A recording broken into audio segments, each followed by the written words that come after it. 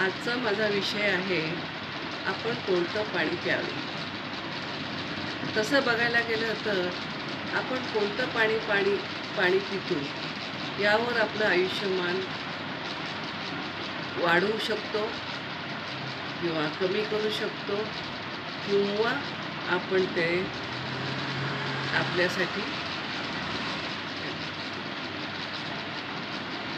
आपल्या शरीराचं तापमान हे 98.7 फॅरेनहाइट एवढं आहे आणि त्या तापमानातच आपले शरीरातील आंतरिक संस्था किंवा आंतरिक अवयव हे कार्य करीत असतात आणि आपण आपल्या आयुष्यामध्ये किंवा जीवनामध्ये बऱ्याच वेळेला फ्रीज पाणी, कूलर पाणी, आईस्क्रीम, शीतपेय यांचा वरचेवर मारा करीत असतो.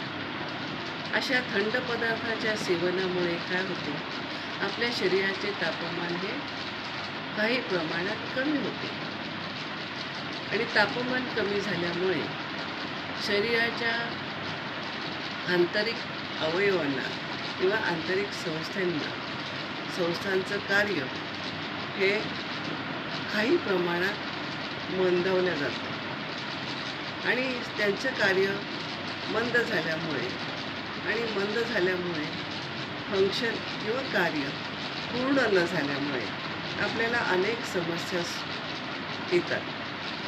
उदाहरणार्थ बद्धकोष्ठता, ॲसिडिटी, कोलेस्ट्रॉलचं प्रमाण वाढणं, हृदयाला रक्तपुरवठा न होणं, संधिवात होणं, सांधेदुखी होणं,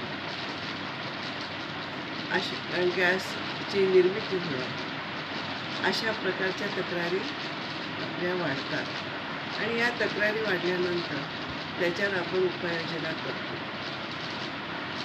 पण ती उपाययोजना करतो ती झाली वरवरची मलमपट्टी. तसं बघायला गेलं तर याचं मूळ कारण आहे आपण थंड पदार्थांचं सेवन वरचेवर करतो.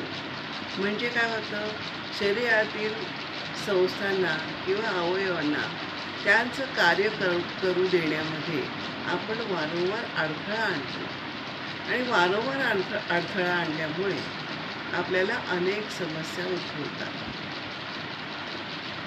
तसं बघायला गेलं तर बघा, आपल्या प्रत्येकाच्या घरात फ्रीज आहे.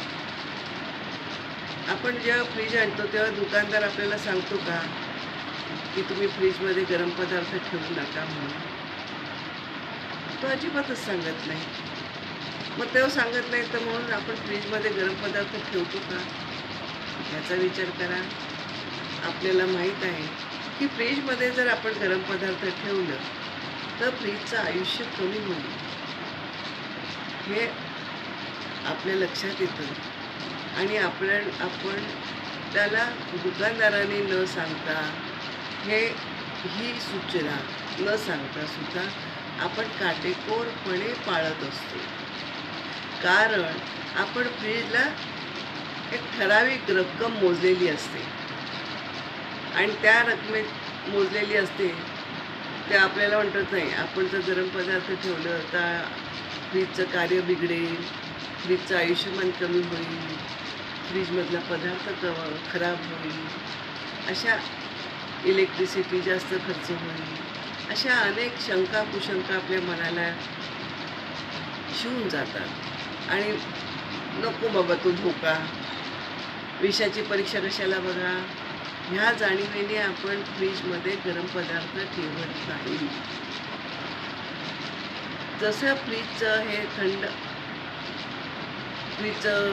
टेम्परेचर हे 0 डिग्रीवर असतं आणि त्याच डिग्रीमध्ये फ्रीज व्यवस्थित कार्य करतं, हे जसं अभिप्रेत आहे त्याचप्रमाणे आपल्या बॉडीचं टेम्परेचर हे जन्मजात किंवा निसर्गतः आहे 98.7 फॅरेनहाइट एवढं आहे आणि त्याच तापमानामध्ये आपले शरीर कार्य करीत असते आणि आपण जर असं वरचेवर थंड पदार्थांचं सेवन केलं तर आपल्या शरीराचं तापमान हे अंशतः काही प्रमाणात कमी होते आणि तापमान कमी झाल्यामुळे शरीरातील संस्था, आंतरिक संस्था, आंतरिक अवयव हे त्यांच्या पूर्ण क्षमतेने कार्य करू शकत नाही किंवा कार्य पूर्ण करू शकत नाही. ह्याच्यामुळे आपल्याला अनेक समस्या उद्भवतात. आता आपण बघितलंच आहे, ॲसिडिटी होते, बद्धकोष्ठता, हृदयाला ब्लड सर्क्युलेशन होत नाही, पचन होत नाही, त्याच्यामुळे गॅस ट्रबल होतो, संधिवात होतो, सांधेदुखी होतो, दमा अस्थमा होतो, न्यूमोनिया होतो, थंड पदार्थाच्या अतिसेवनामुळे न्यूमोनिया होतो. आणि ह्या असे अनेक आजार आपल्याला केवळ थंड पदार्थांच्या सेवनामुळे होतात. तेव्हा आपण आणि थंड पदार्थ किंवा थंड पाण्याचं सेवन हे फक्त उन्हाळ्या ऋतूमध्येच अपेक्षित आहे, एरवी नाही. उन्हाळ्यामध्ये सुद्धा फ्रीजचं, कूलरचं पाणी प्यायचं नाही शक्यतो, तर माठातलं पाणी पिणं अपेक्षित आहे. ह्याच्याने आपण आपल्या समस्या बऱ्याच दूर करू शकतो. आपण जर रेग्युलर 12 महिने 24 तास किंवा आयुष्यभर आपण रूम टेम्परेचरचं जर पाणी पिलं तर आपलं आयुष्यमान आपण वाढवू शकतो आणि आपलं आयुष्य हे आपण निरोगी राखू शकतो. तेव्हा आपण ह्या गोष्टीचा नक्की विचार करा आणि आजपासून संकल्प करा की आपण शक्यतो रूम टेम्परेचरचं पाणी प्यावं आणि आपलं आयुष्यमान वाढवावं. धन्यवाद. थँक्यू.